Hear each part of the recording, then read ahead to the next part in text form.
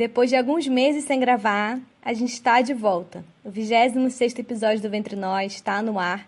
Que ano, hein, Ana? Mas esse podcast é guerreiro e a gente está aqui resistindo, firmes e fortes. Nossa, que ano, mas que ano mesmo. Depois de alguns meses sem gravar, estamos de volta com um episódio super especial. É sempre bom lembrar que o Ventre Nós existe há 3 anos. Durante esse tempo, a gente conseguiu fazer e colocar no ar muitas entrevistas com mulheres incríveis. Eu e Bela temos muito orgulho desse caminho, mas é importante dizer, ainda mais para quem escuta a gente há pouco tempo, que somos 2 jornalistas independentes. Nossa produção para o podcast acontece através do nosso trabalho e de alguns amigos que colaboraram com a gente até aqui. E é por isso que lançamos um financiamento coletivo esse ano, que está rolando no PicPay e no Catarse. São assinaturas de diferentes valores, tem até R$ 9,00 por mês, e a gente está caminhando ainda para a primeira meta, que vai garantir alguns custos básicos dessa produção do programa, como a própria edição dos episódios. Então se você gosta do que escuta aqui e quer continuar tendo acesso a conteúdos novos, contribua e fortaleça esse podcast para a gente ampliar o debate sobre o corpo feminino e para que a gente não tenha que interromper esse trabalho também. Se você não tem grana agora, não tem problema, divulga, manda para as amigas, compartilha no Insta, no Twitter, você encontra o Ventre Nós em todas essas redes. A gente quer aproveitar e agradecer quem já está apoiando o nosso financiamento coletivo, quem fez questão de entrar, assinar. Muito obrigada de verdade, vocês fizeram toda a diferença para a gente retomar as gravações. Muito demais. Bom, e depois da série sobre coronavírus, que ainda segue bem atual, a gente volta para fechar o ano com um tema muito importante que ainda não tinha aparecido por aqui e que volta e meia a gente recebe pedido para falar dele. A conversa de hoje é sobre dispositivo intrauterino, o DIU. Senta aí, relaxa, mas fica bem atenta porque é para tirar todas as dúvidas. E quem sabe sair com uma visão diferente da que você tem agora sobre esse método. Pelo menos foi isso que aconteceu com a gente, né, Bela? Ana, acho que essa entrevista aumentou muito o meu interesse sobre o método. Eu mudei vários conceitos que eu tinha sobre o DIU. E para começar esse papo, o DIU é um contraceptivo reversível de longa duração, como o nome já diz. A eficácia dele dura anos dentro do nosso útero. Você insere no consultório e se tudo correr bem, que geralmente corre, você só vai precisar trocar 10 anos depois, no caso do DIU de cobre. Existem 2 tipos, esse DIU de cobre e o SIL, que é o sistema intrauterino, que a gente conhece como DIU de hormônio. A gente vai falar dos 2 com detalhes, né, com profundidade, mais pra frente na entrevista. Então, aguarda aí. E é legal dizer aqui que o DIU de cobre é um dos métodos que são oferecidos pelo SUS. Mas pelo que a gente pesquisou, isso varia de cidade para cidade, de unidade de saúde para unidade de saúde. Muitos estados fazem um número pequeno de inserções por ano e às vezes o DIU nem é mencionado na consulta, mesmo quando a paciente poderia muito bem escolher esse método. No Brasil, só 1,9% das mulheres usam DIU, segundo a Pesquisa Nacional de Demografia e Saúde da Criança e da Mulher. Ana, é um número bem pequeno se comparado ao número de mulheres que usam pílula anticoncepcional, por exemplo. Entre as brasileiras que fazem contracepção, pelo menos 25% tomam pílula, segundo a Federação Brasileira de Associações de Ginecologia e Obstetrícia, a Febrasgo. A questão que preocupa nesse caso, e para além da discussão sobre os efeitos do hormônio sintético, até uma conversa que a gente já teve aqui no Ventre Nós, um dos nossos primeiros episódios, que é sobre pílula, a gente debate esses efeitos. A outra questão é ter que fazer algo para evitar uma gravidez indesejada diariamente, né? Que é uma missão isso. Pois é. Um estudo da Bayer, em parceria com a Unifesp, mostrou que 58% das brasileiras de 21 a 29 anos, a nossa faixa etária, esquecem regularmente de tomar pílula.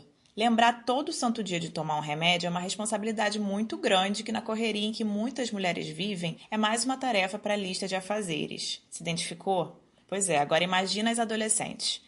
Na adolescência é normal que a gente viva no mundo da lua, com a cabeça em todas as mudanças comuns dessa fase. E é exatamente a fase que uma gravidez pode trazer muitos transtornos. Então, a pílula exige uma maturidade que com 15, 16, 17 anos, a gente geralmente não tem. Ter só essa opção não parece funcionar para todo mundo, né? O ideal é quando a gente tem várias opções e pode escolher o que funciona melhor pra gente. Aí, voltando para esse número super baixo de mulheres com DIU no Brasil, tem ainda outra questão que tende a dificultar ainda mais esse acesso daqui para frente. No final de 2019, o Ministério da Saúde revogou uma portaria que permitia que enfermeiras e enfermeiros fizessem o procedimento de inserção do DIU. De acordo com o Conselho Federal de Enfermagem, foi uma decisão corporativista por pressões do Conselho Federal de Medicina que não se justifica cientificamente. Em 2017, a meta do Ministério era chegar em 10% das mulheres usando o DIU no país. Nesse ano, ainda em 2020, ou seja, provavelmente estamos longe dessa meta. Mas essa decisão torna o acesso ao contraceptivo de longa duração uma saga ou até impossível dependendo da cidade e da região. Não é por coincidência que a maioria das gestações por aqui não são planejadas. 55% das brasileiras que tiveram filhos não estavam se programando para a gravidez, de acordo com uma pesquisa desenvolvida pela Escola Nacional de Saúde Pública da Fiocruz, feita com 24 mil participantes entre 2011 e 2012. Quer dizer, a gente tem métodos contraceptivos disponíveis, que deveriam estar disponíveis para a população, que deveriam chegar às mulheres e que não chegam, né? Então, a gente quis fazer esse programa até para tentar entender por que esse método específico, o DIU, é tão pouco usado. Agora que a gente levantou todas essas questões que envolvem o DIU ou a ausência dele, vamos entender como os dois tipos funcionam com a bióloga e educadora menstrual Victória Castro, que faz um trabalho de produção de conteúdo bem sério e de fácil entendimento no perfil do Instagram Diga Vulva. Eu queria que você falasse um pouquinho dos diferentes tipos de DIU que existem e desse uma pincelada, assim, como é que cada um deles funciona dentro do nosso corpo. Bom, falando de tipos de DIU, né? Se a gente fosse dividir em dois grandes grupos, que é mais importante, assim, que as pessoas saibam, né? Que é onde moram as principais dúvidas também. A gente tem o DIU não hormonal, né? Que são os DIUs, né? Vários modelos com cobre. E a gente tem os DIUs hormonais, que daí possuem uma quantidade de hormônio, né? São DIUs, né? Dispositivos mais ou menos do mesmo tamanho, do mesmo formato, que são inseridos dentro da cavidade uterina, né? Dentro do útero. Né? Eles não podem ser inseridos em casa, eles têm que ser inseridos com um procedimento ambulatorial, né? Com um profissional de saúde habilitado para inserir esse DIU. E se a gente for pensar, o DIU de cobre é o modelo mais antigo, que já foi criado há muito tempo, e ele tem vários modelos, assim, que são de DIUs de cobre, desde os tamanhos maiores, tamanho maiorzinho, né, que geralmente é aquele em formato T, que é o mais utilizado, assim, no mundo, até os formatos em ferradura ou em tamanhos menores. Mais recentemente também foi lançado um DIU de cobre com prata, que muitas vezes, erroneamente, eu acredito, é chamado de DIU de prata, só que, na verdade, ele tem cobre, né? Porque a prata, ela não tem a ação do cobre como contraceptivo. Então, a prata tá ali mais como um acessório, né? Para estabilizar algumas coisas. Depois a gente pode falar mais sobre ele. E a gente tem os DIUs hormonais, que são dispositivos que vão liberar uma certa quantidade de hormônio, né? Eles vão ficar ali também por alguns anos, né? O paciente que vai decidir. E ele vai ficar liberando algumas quantidades de uma progestina, que é como se fosse uma progesterona sintética. A gente não deveria chamar de progesterona porque é bem diferente da progesterona natural que a gente produz. Mas é um progestágeno, né? Uma progestina sintética que vai causar esse efeito contraceptivo, né? Potencializar. Até porque ele tem uma taxa de eficácia um pouco maior do que o DIU de cobre. Porém, ambos os tipos de DIU têm uma taxa de eficácia muito alta, muito elevada mesmo, tanto que são considerados métodos muito seguros, por serem métodos que têm longa duração e que não dependem da usuária, né, de fato, não depende de tu tomar todos os dias no horário certo, no mesmo horário, não depende de usar todas as vezes numa relação sexual, como a camisinha, ou no caso de uso diário, como a pílula. Então, ele tá lá dentro do útero, ele tá funcionando e tu tá protegida, claro, com a devida taxa de eficácia, que nunca é 100%, né? Mas tu tá protegida contra uma gravidez por todo o período que tu estiver usando aquele DIU dentro da validade dele. Então, uma das diferenças bem expressivas é que se a gente pegar o DIU de cobre, o mais comum daqueles, que é o modelo T, ele tem uma duração de 10 a 12 anos de validade. Enquanto que um DIU hormonal, eles têm uma duração de no máximo 5 anos. Que hoje são o Mirena e o Kyleena, que é mais recente no mercado. Então, depois desse período, né, se quiser continuar usando o mesmo método, tem que retirar aquele DIU e inserir um novo DIU. Mas acho legal também falar que ambos, né, podem ser retirados a qualquer momento, se a pessoa não quiser mais usar, e a fertilidade retorna imediatamente. Principalmente no caso do de cobre, né, que não afeta em nada no ciclo menstrual, no ciclo ovulatório, não afeta em nada, né, nos nossos hormônios. Nada, nada, nada. Assim que retira o DIU, já está apta, digamos assim, a engravidar. Então, ele não tem um efeito cumulativo, assim, não demora para sair do corpo. O cobre não é tóxico no corpo, nem nada do tipo. Ele está agindo ali localmente no útero isso é suficiente. Legal. Agora, só pra gente diferenciar bem esse funcionamento contraceptivo, o DIU de hormonal, então, ele libera esse hormônio no sentido de você não ovular, é isso? Com o DIU hormonal você não ovula? Então, há uma controvérsia em relação a isso. Tá? A gente sabe que mais da metade das mulheres que usam Mirena, por exemplo, elas continuam ovulando, ou elas podem ovular ocasionalmente. Isso não significa que ele esteja falhando como método contraceptivo. Na verdade, o efeito dele, explicando assim um pouco melhor, né? Dentro do nosso útero, a gente tem receptores do hormônio estrogênio. O hormônio estrogênio a gente produz, todo o ciclo menstrual a gente fica produzindo ele dentro dos nossos ovários. E o nosso útero, ele recebe, né, esses hormônios também para reagir produzindo um endométrio, que é aquela camada que reveste o interior do nosso útero e que é formada ciclicamente. E durante a menstruação a gente elimina, né, parte desse endométrio para depois construir um novo a cada ciclo menstrual. Então esse é o ritmo cíclico normal que a gente tem. Quando a gente está com o DIU Mirena, esses receptores de estrogênio que tem dentro do útero, eles ficam bloqueados. Esse é o principal efeito da progestina sintética que tem no DIU Mirena, que é liberada ali dentro do útero. Por isso que muitas pessoas falam que a ação dele é local. Não é bem assim, mas eu já entro nesse ponto. Então, essa progestina sintética, que na verdade é chamada de levonorgestrel, que é um tipo de progestina sintética, existem várias, né, no mercado, em várias pílulas diferentes, ela vai bloquear esses receptores e esse endométrio, né, ele não vai receber aquela quantidade de hormônio para se formar em uma quantidade, né, numa espessura, numa qualidade suficiente para uma gestação, por exemplo. Além disso, por bloquear esses receptores de estrogênio, o nosso muco cervical, né, que é produzido dentro do colo do útero, também por reação desses hormônios, essa produção ela não vai acontecer da forma como aconteceria em um ciclo espontâneo, né, durante um período fértil, né, que esse muco ficaria mais fluido, permitindo a capacitação e a passagem dos espermatozoides do canal vaginal pro útero. Então é como se ele engrossasse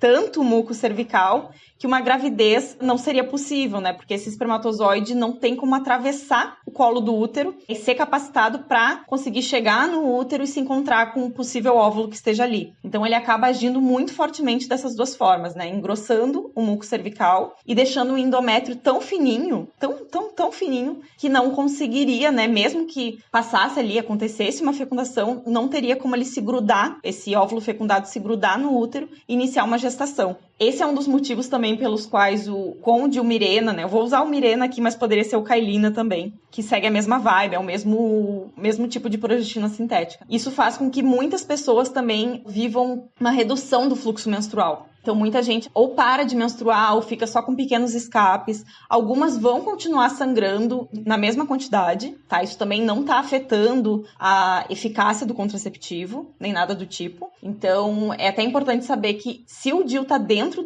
da cavidade uterina, ele está funcionando. Tá? Isso vale tanto para o Mirena quanto para o DIU de cobre. Então, o DIU a gente só fala que ele perdeu eficácia quando ele já está, pelo menos uma parte dele, dentro desse canal cervical que se chama, que é no colo do útero, que é a porção mais baixa do útero. Se ele está completamente dentro do útero, ele está funcionando. Esse é o padrão, assim. Então, o Mirena, né, não necessariamente ele vai inibir a ovulação. Isso, de certa forma, é bom, acaba sendo mais benéfico para a saúde do que uma pílula anticoncepcional combinada, por exemplo, que quase sempre vai inibir a ovulação, que é um sinal de saúde importante para a gente, mas ele vai acabar alterando tudo ali naquele sistema. Sobre ser um efeito local, isso é um pouco controverso, porque em algumas pessoas o efeito pode ser sim sistêmico. Então, apesar do efeito contraceptivo ser bem local, né, e não necessariamente ele bloquear a ovulação em 100% dos casos, o hormônio, né, esse levonorgestrel que é liberado ali, ele pode sim ter uma ação sistêmica. O que é sistêmica? É quando chega no corpo inteiro, né, vai para a corrente sanguínea e atinge todas as células do nosso corpo. Podem ocorrer vários efeitos colaterais por causa disso, inclusive efeitos colaterais em relação ao humor, por exemplo. Esse acaba sendo um dos efeitos colaterais mais comuns, assim, de usuárias do Mirena, de ter alterações muito explícitas, assim, no humor, ou de se sentirem mais desanimadas, até alguns casos de piora de depressão também pode acontecer, ansiedade, né, para algumas pessoas acaba sendo bem acentuado isso, outras mal sentem. E também já ouvi, né, falar, e tem tudo a ver com o hormônio sintético que tem ali, que é aquele efeito de ou ter uma acne maior, né? Aumentar a oleosidade da pele, aumentar a acne, porque essa progestina, né, o levonorgestrel, ela não é anti-androgênica. Então ela não tem essa ação de bloquear as glândulas sebáceas, reduzir a oleosidade, né, deixar a pele bonita, né, para os padrões patriarcais que a gente tem de padrão de beleza atualmente. Então muitas pessoas presenciam, né, esse efeito de ter uma maior oleosidade na pele, né, a acne, enfim. Depende muito de cada corpo e a gente não tem muito como prever.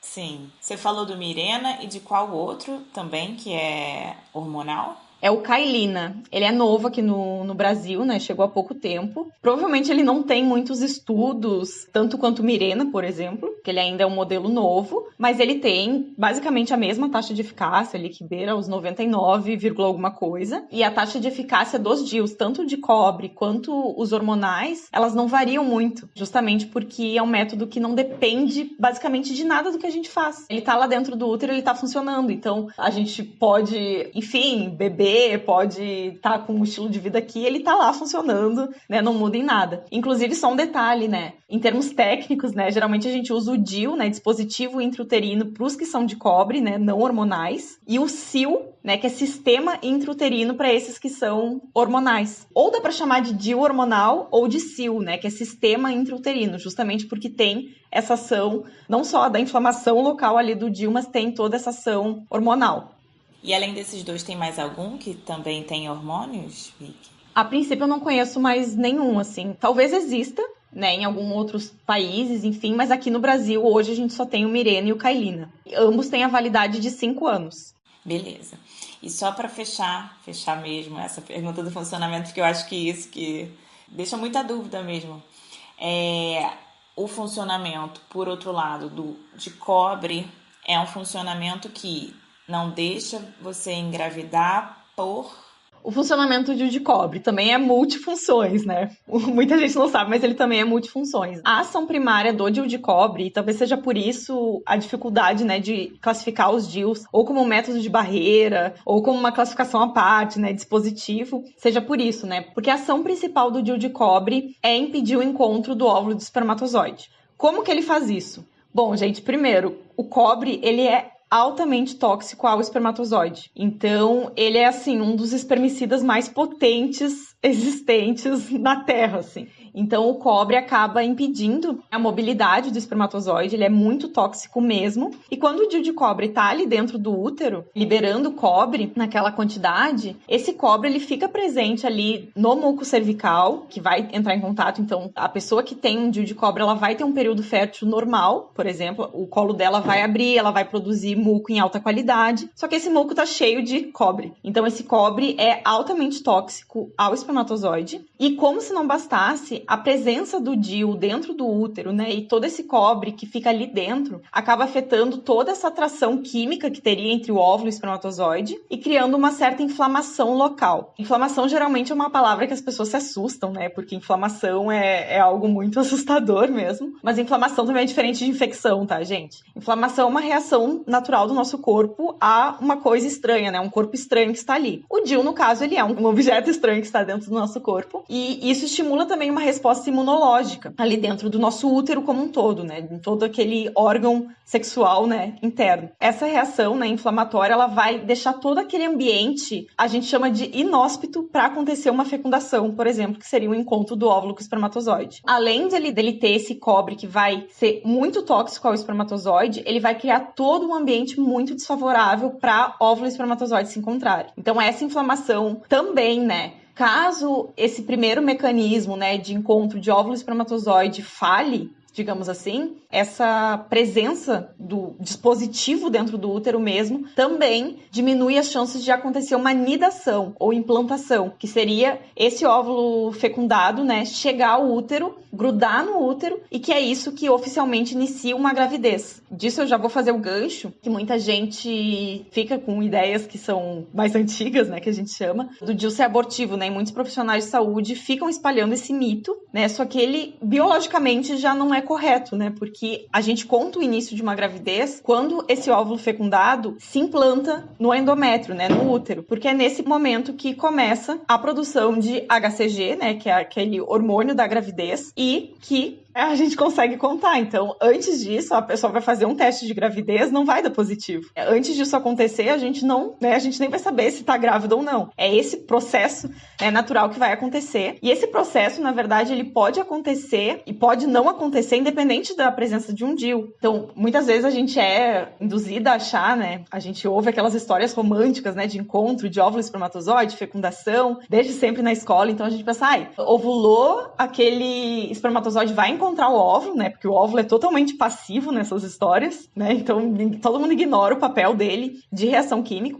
Todo mundo acha que o óvulo aceita qualquer espermatozoide. Não é bem assim. A gente sabe, fatos biológicos, tá, gente? A gente sabe que não é bem assim. Precisa haver uma compatibilidade ali. Não é sempre que o óvulo vai aceitar tudo. E o nosso próprio útero, né, ele evoluiu, o endométrio em si, né, ele evoluiu como um selecionador, né, de embriões que valem a pena e que não valem. A história natural é bem menos romântica do que parece, né? Muitas vezes esse processo de implantação ele não acontece naturalmente, né? É muito comum, na verdade. A gente estima que 1/3 dessas possíveis gestações acabam não vingando justamente por causa disso, porque o útero não aceitou aquele embrião naquele momento, né? Isso é normal, isso é uma coisa comum que acontece. As pessoas acabam menstruando, né? Achando que nunca houve uma fecundação, porque, nem chegou a iniciar uma gravidez. Então, a gente conta o início de uma gravidez quando esse óvulo fecundado gruda no endométrio. Antes disso acontecer, a gente não considera uma gravidez. Se esse óvulo fecundado, né, esse embrião, conseguir grudar no útero, a gravidez ela vai seguir. E tem gente que engravida com o DIU porque todos os métodos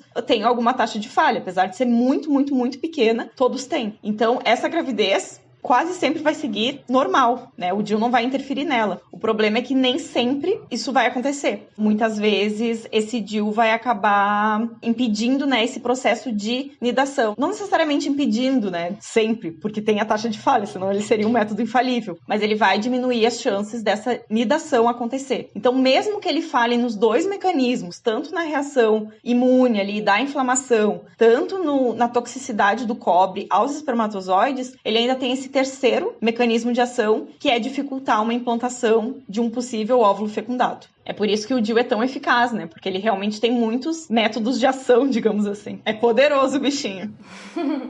Vicky, quem pode usar, assim? Eu já ouvi que só mulheres depois do primeiro filho podem, né, ter indicação do DIU. Isso realmente vale para todo mundo? É uma coisa antiga? Queria ouvir sua visão. É mito, gente. Basicamente, tem poucas, contraindicações reais para uso de DIU. Tudo isso a gente consegue encontrar no Manual de Critérios de Elegibilidade de Anticoncepcionais da OMS. Contraindicações de DIU geralmente são para infecções não tratadas, né? Se tu tá com uma infecção corrente ali, né, tá com uma cervicite, né, que seria essa infecção ali no colo do útero, né, por clamídia, por gonorreia, né, que são infecções sexualmente transmissíveis muito comuns na população. Isso pode ser um complicador, tem que tratar a infecção antes de inserir o DIU, ou se tem alguma, o que se chama, né, de malformação uterina, né, que seriam úteros bicornos, úteros septados, né, ou quando tem muitos miomas a ponto de não conseguir enxergar como que é a cavidade do útero, né, é uma contraindicação também. Mas, via de regra, o DIU de cobre pode ser utilizado para todas as faixas etárias. Então, adolescentes podem sim usar DIU. Inclusive, é recomendado pela OMS que adolescentes com vida sexual ativa usem o DIU de cobre mesmo, porque ele é um método de longa duração e muito eficaz. Não depende dos nossos hábitos, dos nossos lembretes. Então, ele está lá dentro do útero e ele está funcionando. Então, para adolescente que deseja colocar um DIU, que a decisão, a palavra final é dela, porque o corpo é dela, né? Mesmo sendo adolescente, né? Menor de idade, o corpo é dela. A adolescente que quiser usar o DIU pode usar DIU de cobre, DIU hormonal, ambos os modelos, porque a inserção em si é basicamente a mesma. Então tem até muitos relatos, assim, de pacientes que vão no médico, né, e muitas vezes o médico não coloca o DIU de cobre, mas coloca o Mirena. Então qual é o sentido? Porque se o problema é a inserção, né, porque, o risco de perfuração, o teu útero é muito pequeno, várias desculpas, assim, poxa, então é a mesma coisa, né, é o mesmo formato, basicamente. Então, por que um pode e o outro não, né? Na verdade, isso está interferindo na escolha da pessoa. Então, voltando para a questão de elegibilidade, pode ser usado por mulheres nulíparas, né, que nunca engravidaram, que nunca tiveram filhos. Pode ser usado por adolescentes. É um método recomendado, assim, em primeiro lugar, para quem tem hipertensão, para quem tem tendência à trombose, né, ou já teve trombose, por exemplo, o DIU de cobre é o método mais indicado para pessoas que não podem, por exemplo, usar um anticoncepcional hormonal. O DIU Mirena, em alguns casos, ele pode ser escolha, mas o principal nesses casos é o DIU de cobre, né? A melhor escolha possível. Então ele acaba sendo uma opção muito boa, assim, para vários casos em que um anticoncepcional, por exemplo, não poderia ser utilizado. É uma opção que precisa ser apresentada, né? Precisa ser defendida e que muitas vezes não é porque ou muitos médicos têm um certo receio de colocar o DIU ou por não terem a técnica. Enfim, tem alguns modelos que já deram problemas há 40 anos atrás, né, que era um modelo específico que nem é mais comercializado. Então, muitos mitos persistiram. Existe o risco de, como qualquer outro procedimento ambulatorial, que é um risco mínimo, mas existe e quase nenhum profissional de saúde quer assumir nenhum tipo de risco.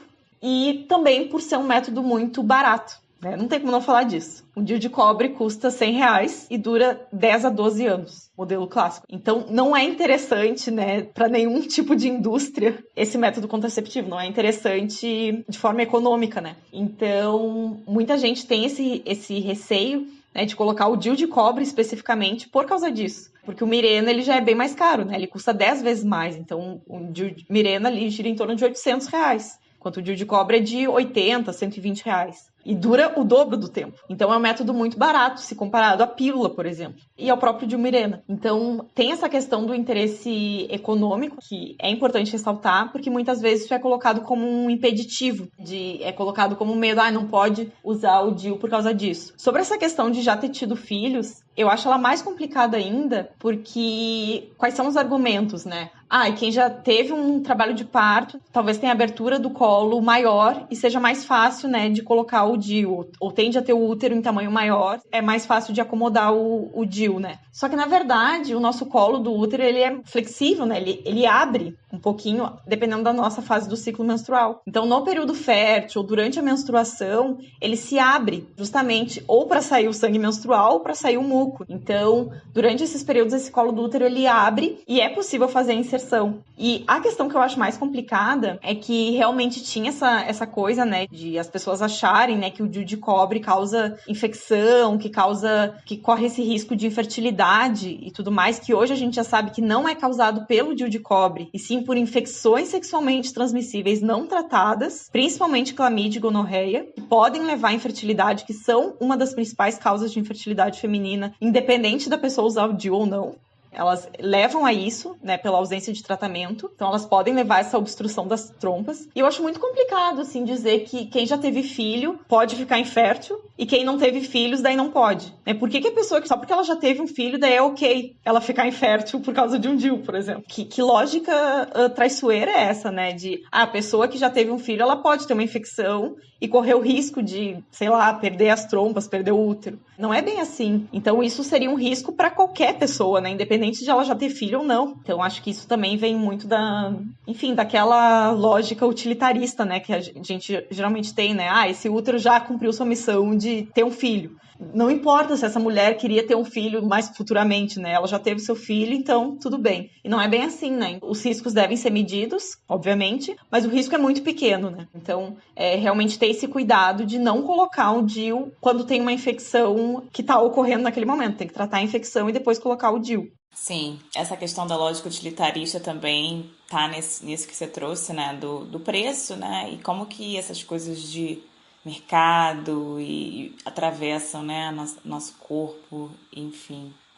Mas eu queria só te perguntar uma coisa que você já falou, mas para ficar bem dito, o tempo de uso, assim, qual que é o tempo que eu posso ficar com o DIU sem me preocupar e qual é a duração da eficácia do DIU depois que ele é colocado? Certo. Os DIUs, daí vale para todos, tá? Tanto os não hormonais quanto os hormonais, eles funcionam imediatamente depois de colocados. Então, tu saiu ali do consultório, tá? Ele é um procedimento ambulatorial, tá? Não é uma cirurgia, não precisa de anestesia geral, nem nada do tipo, é um negócio que pode ser feito, procedimento ambulatorial mesmo. Então, tu saiu dali, ele já tá fazendo efeito. Se ele ficou dentro do útero, ele tá fazendo efeito, tá? Independente do DIU. E ele vai parar de fazer efeito, de ter essa ação contraceptiva, no momento que tu tirar. Então, quando tu for lá, independente se é 1 ano depois ou 10 anos depois, tirar aquele DIU e sair do consultório sem nenhum outro DIU dentro do útero, tu não está mais protegida contra a gravidez. ele está funcionando desde que ele esteja presente ali. Não tem que esperar tempo de adaptação nem nada, só tem que se garantir que esse DIU foi bem inserido e que ele está dentro do útero. E geralmente se faz uma ultrassom, né, no dia ou um dia depois para ver se ele realmente está ali dentro do útero. Então é importante essa ultrassom.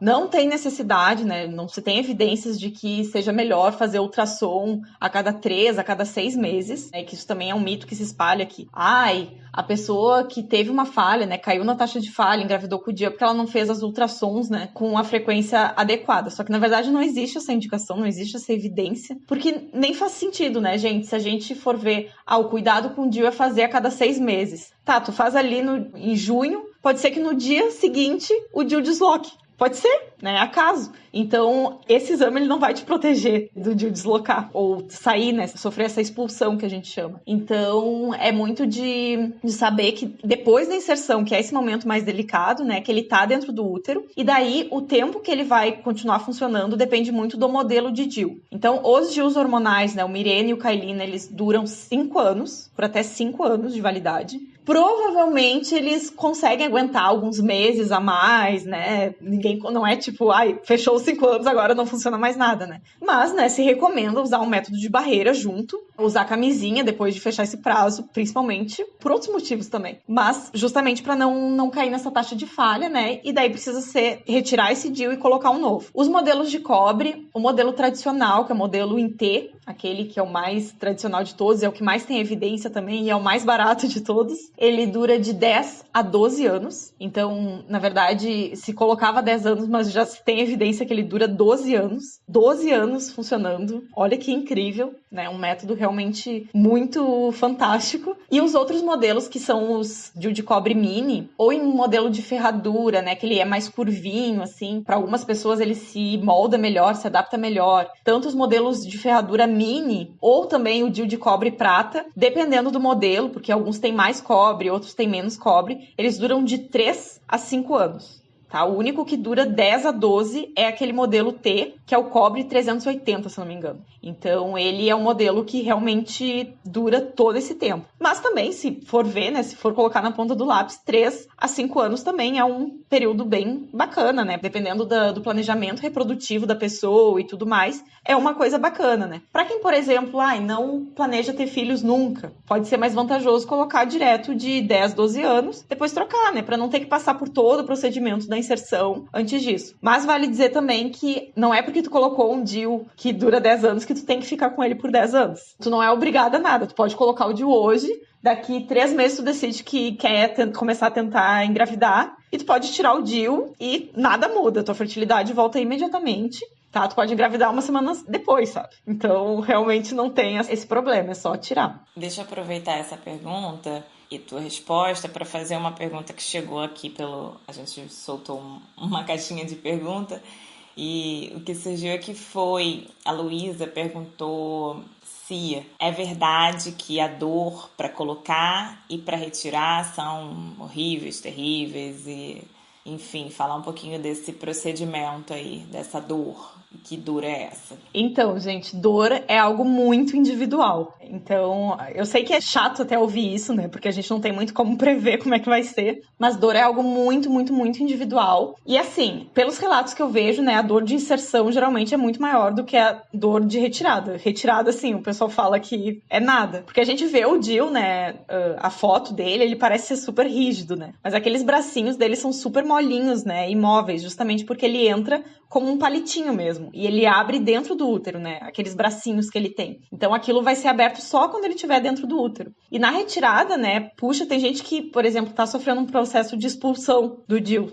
Que acontece em uma taxa de pessoas, né, minoria, pode acontecer essa expulsão, geralmente ali no período da menstruação, que o útero tá, às vezes não se adaptou bem, né, naqueles primeiros meses, e pode acontecer uma expulsão, né, a pessoa nem sente, a pessoa tá no banho, né, ou acha dentro do coletor, ou no absorvente, né, acha ali, o DIU, sabe, porque nem dá pra sentir. Já a inserção, né, se a gente for pensar, até no sentido lógico, o útero, ele tá preparado pra botar coisas pra fora, né, agora pra inserir dentro de um órgão que tá dentro do nosso corpo, corpo, um órgão que é bem pequenininho, que é a primeira vez que tá se inserindo alguma coisa ali dentro, é óbvio que esse é um procedimento mais sensível. Então, essa dor é muito individual para cada pessoa e a pessoa vai saber, vai sentir. Algumas pessoas podem ter uma dor muito forte, né, de uma cólica muito forte, suar frio e tudo mais. Só que essas histórias a gente acaba ouvindo a mais porque, enfim, são eventos que a pessoa precisa dividir, né, a experiência que ela passou. Isso pode acontecer, né, pode acontecer a reação vagal, que é essa queda de pressão e tudo mais. Mas a maioria das pessoas vai sentir uma cólica rápida, assim, de 10 segundos, né, porque são 3 momentos, né, quando coloca um DIU. É um procedimento muito rápido, né, de 10 minutinhos. E são 3 momentos realmente, né, que é quando o profissional vai pinçar o colo do útero, né, então ele vai pegar uma pinça, ele vai abrir, afastar as paredes vaginais com um espéculo, aquele bico de pato. Ele vai pinçar o colo do útero para centralizar, porque o nosso colo do útero, né, quando tem alguma coisa estranha, ele tende a se retrair, né? Então ele vai pinçar para centralizar. Ele vai inserir pelo colo do útero e abrir o DIU lá dentro. Isso tudo é muito rápido, é assim, segundos. Só que são essas três momentos, assim, que a pessoa pode sentir essa cólicazinha. Principalmente na hora que ele pinça o colo do útero. Só que é muito rápido, assim. Então pode ser que naquele momento sinta alguma coisa, só que eu acho muito interessante de dizer que realmente é bem aquela história, né? Quem tem experiência positiva costuma não falar muito, né? Então, eu até compartilhei na minha página esses dias que alguém falou assim, tipo, vi que eu coloquei o DIU semana passada, só que eu não senti nada quando eu coloquei, eu não senti basicamente nada. Daí a pessoa começa a duvidar, né, que colocaram o DIU nela mesmo, né, ou se tá tudo certo, se deu alguma coisa errada, porque ela ouviu tantos relatos horríveis que ela achou estranho. E daí eu repostei isso, né,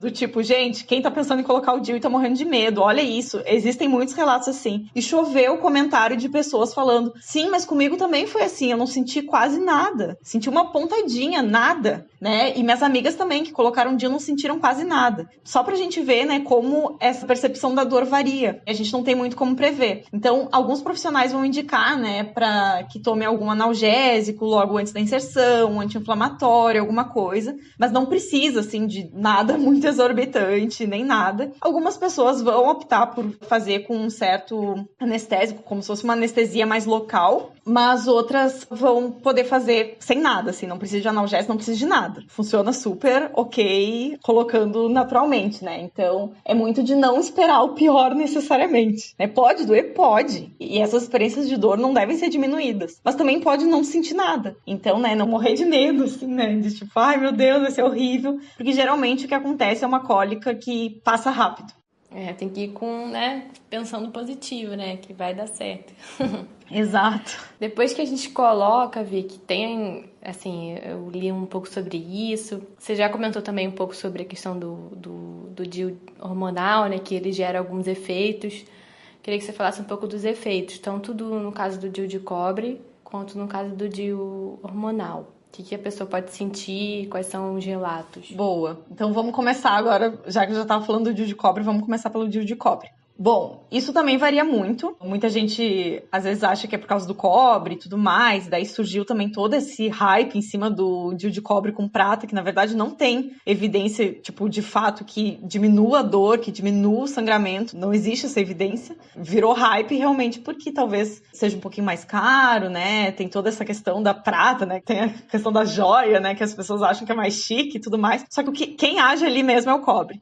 É o cobre que é protagonista de tudo. O DIU de cobre, né, por ser um corpo estranho dentro do útero, né, por ser um dispositivo que tá ali dentro, apesar de toda a segurança e tudo mais, ele pode ter efeitos colaterais. De novo, geralmente colocam isso como se todo mundo que tivesse um DIU, de cobre principalmente nesse caso, fosse ter aumento de fluxo, né, fosse ter um fluxo super excessivo, fosse ter mais cólicas, né, que geralmente são esses dois efeitos que o pessoal aponta, né, fluxo intenso e cólicas. Isso pode acontecer em algumas pessoas, né? Principalmente no período de adaptação, que são os primeiros 6 meses pós-inserção do DIU. Isso pode acontecer em algumas pessoas, é um efeito colateral relativamente comum, mas também pode não acontecer, né? Tem gente que não sente absolutamente nada, tem gente que diz que o fluxo reduziu, né? Que daí não necessariamente tem a ver com DIU, mas tem um ponto delicado nisso que eu acho importante trazer, é que muita gente para o anticoncepcional e já emenda no DIU, direto. Troca um pelo outro, tá ali na pausa do anticoncepcional, já coloca o DIU pra ter essa segurança contraceptiva direto, o que é legal, só que muitas vezes tu não sabe diferenciar o que é efeito do pós-pílula e o que é o efeito do DIU de cobre. Então, muitas vezes as pessoas colocam a culpa, digamos assim, no DIU de cobre de questões hormonais. Então, não é o DIU de cobre que vai aumentar a acne, aumentar a oleosidade, ele não tem interferência nenhuma nisso. Muitas vezes, para as pessoas que têm diminuição de fluxo, né, não é o DIU de cobre que está causando isso. Muitas vezes, ao parar a pílula, muitas pessoas têm uma redução, né, do fluxo menstrual. Muita gente tem redução de cólica ao parar a pílula. Eu fui uma dessas pessoas, né? A minha cólica, ela passou depois que eu parei a pílula. E essas coisas podem acontecer e são eventos que têm mais a ver com o nosso ciclo hormonal mesmo, do que com a presença do DIU. Para quem tá vivendo pós-pílula e já entra direto no DIU, muitas vezes esses efeitos se confundem, né? Então a pessoa não tem como dizer o que é efeito colateral do DIU de cobre e o que é efeito do pós-pílula em si, né? Que para muitas pessoas tem todo também um período de adaptação, que o teu corpo tá reaprendendo, voltando a ciclar. Isso gera um período de adaptação para algumas pessoas, também não é regra. Então é importante se atentar a isso, mas sabendo também que ele pode aumentar o fluxo, a quantidade de sangue eliminada em cada período menstrual e também as cólicas. E ele também pode gerar como efeito colateral, né, que eu vejo que é relativamente comum também, os escapes, né? Então, muita gente acaba presenciando muitos escapes. Eu já vi muitas pessoas que acabaram retirando, optando por retirar o DIU até, porque passou todo o período de adaptação e a pessoa continuou tendo escape, pode acontecer. Não é o mais comum, mas pode acontecer. Então, é saber realmente que a maioria das pessoas tem sucesso com o método. Mas a gente ouve falar mais dos casos negativos, porque, enfim, as pessoas precisam desabafar, né? Então, geralmente, quem tá a sucesso, tá só vivendo a vida e nem vai chorar as pitangas em nenhum lugar, né? Agora, quem sofreu, às vezes, a frustração, né, de ter uma expulsão do DIU, ou de ter uma gravidez indesejada, não planejada, usando o DIU, essa pessoa, muito provavelmente, ela vai desabafar, né, falar sobre isso. Indo agora pro DIU hormonal, os efeitos colaterais, daí já entra num aspecto mais profundo, eu diria, né, acaba não sendo muito superficial, porque daí ele acaba afetando muito o humor, ou às vezes até aspectos, assim, de personalidade, né? Para algumas pessoas acaba sendo muito pesado, assim, a questão da piora de depressão, de ansiedade. Não é um efeito mais comum também. A maioria das pessoas vai ter sucesso também com os DIUs hormonais, né? Ainda mais comparado à pílula, né? Tem pessoas que não se adaptam à pílula oral, mas se adaptam super bem aos DIUs hormonais, né? Mas ali tem uma progestina sintética que tem um efeito muito diferente dos nossos hormônios espontâneos naturais. Então, a gente pensando, né, que o nosso corpo é regido por hormônios, né, que os hormônios são motores da vida, que eles afetam o nosso humor, que o nosso humor também afeta os nossos hormônios, que existe toda uma relação, pode sim afetar a forma como essa pessoa se vê, né, a forma como o humor dela, o ânimo em si reage em cada momento do dia. Então, realmente, para quem tem muita tendência, assim, a ter essas alterações de humor por consequência de hormônios sintéticos, assim, que já teve uma experiência com pílula ou com mini pílula, né, que também é da mesma progestina, né, pode acabar não sendo a melhor opção. Às vezes é melhor ir para um método não hormonal mesmo. O DIU de cobre é uma excelente opção também por causa disso. Legal, Vicky. E agora, acho que a gente já deve ter falado de muitas aqui, mas se você lembrar de mais alguma, o que surge mais de dúvida, o que te perguntam mais de DIU, assim, o que são as maiores dúvidas das seguidoras lá do Diga Vulva? Tem dúvidas, assim, que elas trazem bastante. As principais dúvidas, assim, moram no fato dos mitos mesmo, né? De coisas que elas ouviram muitas vezes de familiares, né? Ou de profissionais de saúde mesmo, de que elas não podem colocar por não terem filhos. Então, a maioria das dúvidas é, eu posso colocar ou eu não posso? Então, a gente vê que faltam informações bem básicas, assim, né? Sobre o método. E também do funcionamento. As principais dúvidas giram em torno dos DIUs de cobre. Então, as pessoas perguntam muito sobre o funcionamento, né? Que elas não conseguem entender, né, como é que funciona. Isso eu percebo que é uma dúvida que as pessoas têm em relação a quase todos os métodos contraceptivos. Então, se a gente perguntar pra alguém como funciona a pílula, a pessoa não vai saber responder, via de regra. A pessoa não sabe como funciona. Então, acaba sendo uma dúvida muito recorrente. Eu acho que isso vem também do fato de que existe um certo misticismo, um certo medo em relação ao DIU. As pessoas têm medo, assim, de um dispositivo intrauterino. O nome já dá medo, sabe? Então, as pessoas acham muito inacessível, porque realmente essas ideias mais antigas, elas elas vêm de geração em geração, né? É aquele método que não é tido como moderno, que não é tido como cool, né? Não é cool ciclar, né? O legal é, poxa, tomar uma pílula e tudo mais, que é a coisa da mulher moderna. Obviamente, nos últimos anos isso começou a ser altamente questionado, né? E já virou até o mainstream questionar isso. Que bom. Mas existe todo esse misticismo em relação ao DIU muito por causa disso. E eu acho que tem outro ponto que é legal de falar, né? Que a gente não abordou aqui, mas que é uma curiosidade importante, que na verdade deveria ser uma luta nossa também, como movimentos de direitos sexuais e reprodutivos, que o DIU de cobre, ele é o melhor método de emergência que tem. Significa que depois de uma relação desprotegida, pode-se colocar um DIU de cobre e ele protege contra a gravidez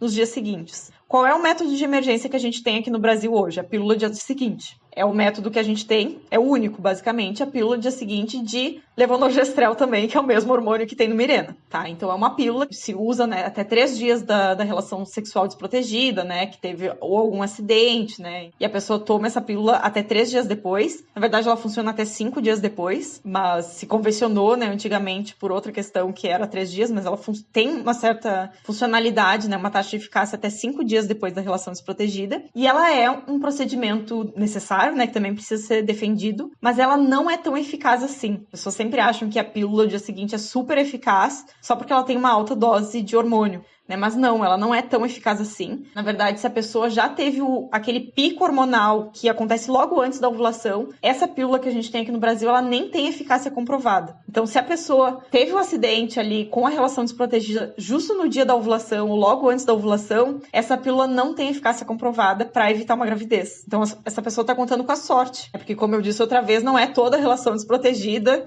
que vai resultar numa gravidez, né? A minoria delas. Mas essa pessoa está contando com a sorte. Já com o DIU de cobre, né, a gente pode inserir ele até 5 dias depois dessa relação desprotegida, ele pode ser inserido e ele funciona como contraceptivo de emergência de uma forma muito mais eficaz do que a pílula do dia seguinte. Só que aqui no Brasil, que a gente tem uma burocratização gigantesca para colocar o DIU. Claro, isso varia muito de região para região. Tem gente que vai no postinho e consegue colocar o DIU sem nenhuma burocracia, sem ter que fazer 1000 exames diferentes, que é o ideal, que é o certo, né? Alguns lugares seguem isso. Em outros, basicamente, tu sofre quase uma tortura psicológica, né? Tem que passar por um monte de palestras, um monte de tudo mais. Porque às vezes aqueles profissionais de saúde, por crenças deles, são contra o DIU, por exemplo. Então, muitas pessoas sofrem, né? Isso é uma afronta, né, aos nossos direitos sexuais e reprodutivos, né, e ao nosso direito de escolha, livre e esclarecida. Então, é muito importante, assim, que se saiba que ele é um método de contracepção de emergência muito eficaz e que esse direito é negado muito pela burocratização que existe em torno do DIU. Apesar de ter à disposição um método eficaz, né, barato,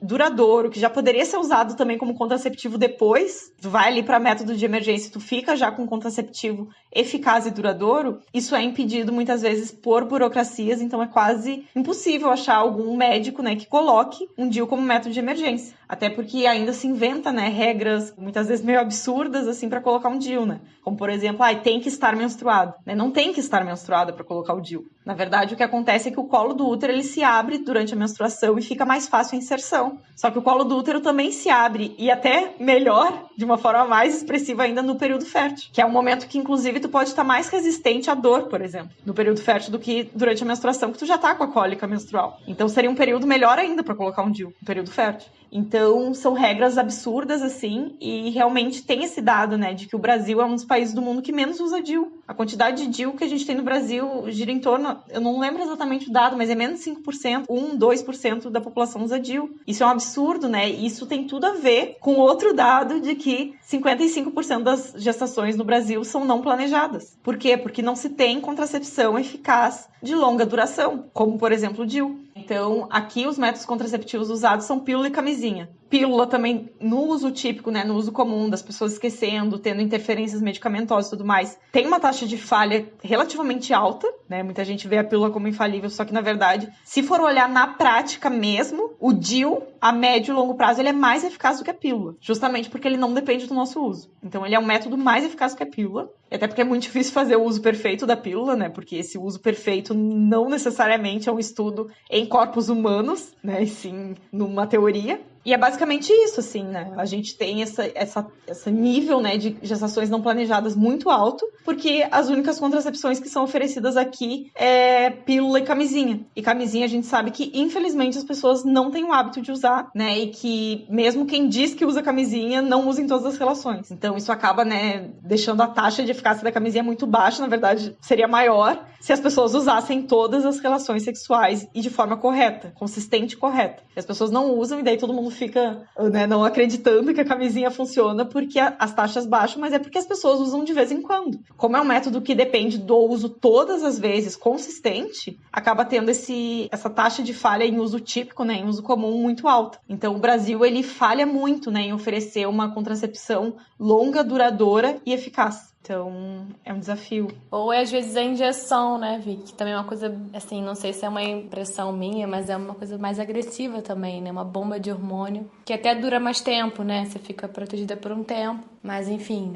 A injeção é bem complicada, assim, é claro. Eu sou defensora de todos os métodos contraceptivos que existem, mas existe uma questão muito de classe, né? Em relação à injeção. Sim. Então, a gente vê, né? A gente vai fazer um trabalho em qualquer comunidade, né? De periferia, a gente vê que todas as meninas adolescentes, crianças praticamente, usam injeção. E em adolescentes, a injeção é muito problemática porque ela diminui a densidade óssea. Então, todas essas meninas vão ser mulheres de meia idade, mulheres idosas, que vão estar correndo um grandíssimo risco de ter osteoporose, por exemplo. Né? Em um momento super delicado, que é a adolescência, onde o uso de anticoncepcionais hormonais, a gente sabe que aumenta o risco de desenvolver depressão, principalmente para adolescentes. Todos os tipos de métodos contraceptivos hormonais aumentam esse risco, né? Porque é um momento que o cérebro está em formação, então tem uma coisa muito interferindo nessa formação, e acaba existindo essa ditadura da injeção, né? Que é um método que muitas vezes tem um efeito colateral maior do que pílulas mais modernas e tudo mais, porque é mais barato, né? E as pessoas supõem que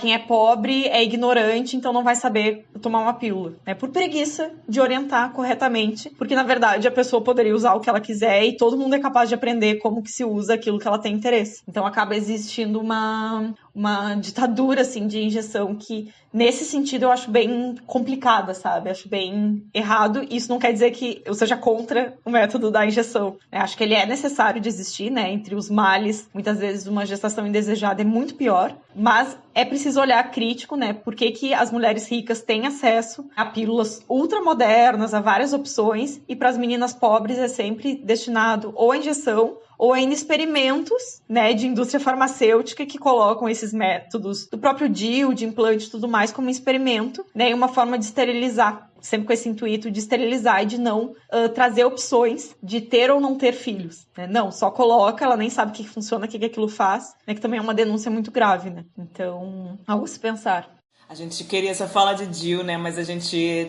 Tantas coisas entrecortam, né? Tudo que é relativo ao nosso corpo e à nossa fertilidade, e, enfim. Uma coisa que você falou, por exemplo, que foi, você já vai achando que vai ser dolorido, né, colocar um DIU, que também conversa com a gente já ir para a primeira vez achando que vai ser dolorido, que vai sangrar e que vai, por conta de toda essa carga, né, de mito, de mitologia que vem. Perfeito. A reboque dessa virgindade, né, entre muitas aspas, enfim. São que você vai perder, que você está dando algo, vai, né? Sangrar, que vai doer. Perfeita relação. São vários links aí que a gente vai fazendo. Bom, acho que é isso. Alguma coisa mais, Bela? Alguma pergunta aí? Acho que é isso. Nossa, foi ótimo te ouvir. Muito bom. Você fala super bem, assim, né? A gente tá super esclarecedor, assim, a forma que você se expressa. Isso é tão importante, né? Para as pessoas entenderem do que a gente está falando, a forma que a gente se expressa. Ai, maravilhosos vocês. Maravilhosos. Amei esse convite. Espero também não ter esquecido nada de mais importante sobre o DIU. Mas digo também, né, para todo mundo que tá ouvindo, se é da vontade, né, vai atrás do DIU, corre, é nosso direito reprodutivo, precisa ser defendido sempre. Todo mundo praticamente pode usar DIU, né, ele não é um bicho de 7 cabeças, é um método muito eficaz, realmente essa taxa de eficácia é muito alta, né, muito confortável para a maioria das pessoas, e realmente precisamos fazer valer desse direito de escolha, né, de escolha livre e esclarecida. Então, não se deixem colocar medo, né, em cima do DIU. Busquem evidências, busquem grupos de vivências, né? No Facebook tem o grupo do DIU de cobre, que é maravilhoso, né? Que tem várias evidências bem fresquinhas, assim, quase toda semana tem algum artigo novo. E eu acho que desmistifica muita coisa, assim, porque boa parte dos medos relacionados com o DIU até hoje são de coisas que já foram desmistificadas pela ciência. Então, é importante que a gente busque essa informação, até para muitas vezes bater de frente, sim, com profissionais de saúde, porque nem todo profissional de saúde está atualizado pelas evidências. E é nosso papel também, né? Nosso papel como pessoas, né, que estão acessando esse serviço de saúde, não é aceitar tudo com a cabeça baixa e tudo mais. Não é o médico que vai decidir o que é melhor pra gente. O médico é especialista de população, a gente é especialista de nós mesmos, e esses dois especialistas juntos vão trazer a melhor decisão naquele momento, e a palavra final é nossa. Então, quem toma a decisão final é nossa, com o auxílio desse profissional. Não é a gente que tem que botar na mão dele. Então, é importante que a gente conheça as nossas necessidades, conheça o que a gente quer de um método contraceptivo para fazer essa escolha e contar com o apoio do profissional. Não é ele que vai escolher o método contraceptivo pra gente. Então, a gente também tem essa responsabilidade. Maravilha, Vicky. Para terminar... Fico com vontade de usar também. Eu também. Já quero botar. Todo mundo quer. Pra gente fechar, como é que as ouvintes que não te conhecem, ainda não te seguem, te acham? Fala pra elas. Gente, no Insta eu sou a Diga Vulva. Nome super curtinho, né? Mas tô lá, Victoria Castro, Diga Vulva. E é isso, me encontrem lá. Tô sempre falando também de contracepção, de escolhas de autonomia, de ciclo menstrual, de saúde cíclica. Então, quem quiser seguir lá, será muito bem-vinda.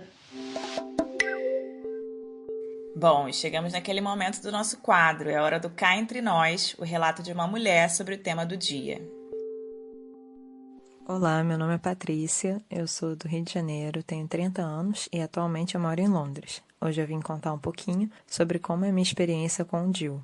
Eu coloquei o DIU tem já 5 anos, o DIU de cobre, e eu escolhi esse método porque eu não queria mais tomar hormônios. Eu já tinha tomado pílula durante 10 anos antes disso e o meu corpo já não estava mais tendo uma resposta tão boa assim. Conversando com a minha ginecologista, eu vi que o DIU seria uma ótima opção para mim, porque seria prático, né, no sentido de eu não ter que ficar me organizando em relação ao horário, de quando vai tomar, não vai tomar, e também duraria bastante tempo. O DIU de cobre, ele dura 10 anos, o que eu coloquei.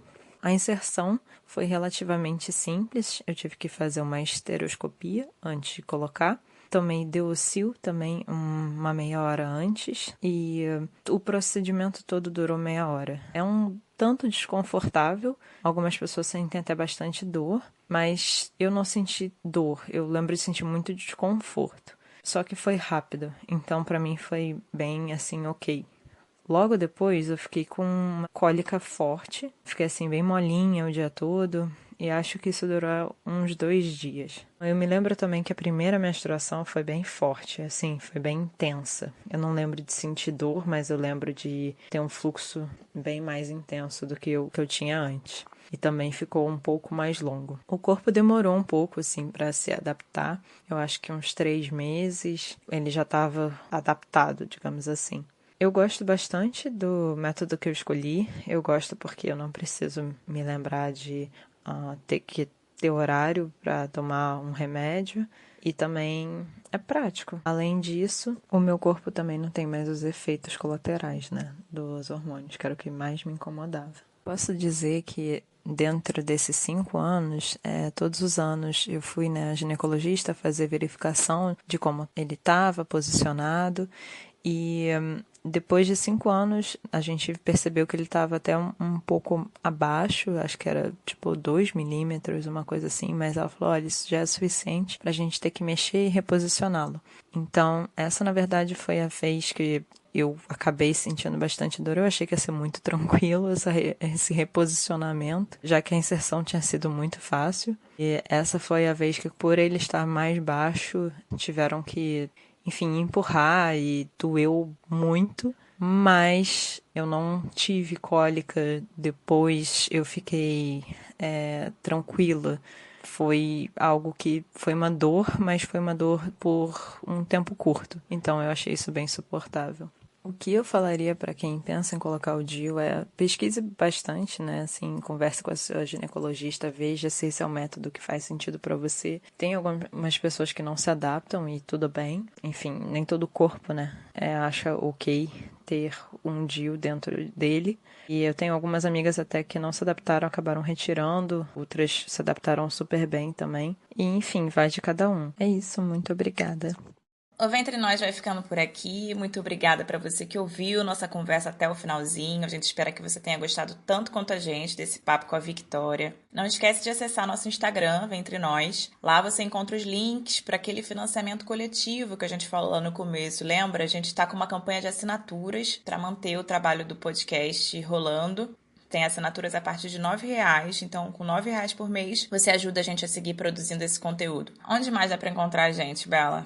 Você encontra o Ventre Nós no Twitter, no Instagram, no Facebook, no YouTube também. Então, para quem não tem Spotify, para quem na hora de mandar para alguém, para a família, para as amigas, para alguém que não costuma usar o Spotify, pode mandar os links dos episódios no YouTube. A gente sobe todos desde o início nesse canal também. As referências e fontes que a gente citou nesse programa você encontra na descrição. Beijos para todas, até a próxima. Muito obrigada. Um beijão e até a próxima. Pode Sim, uma central de podcasts produzidos e apresentados por mulheres.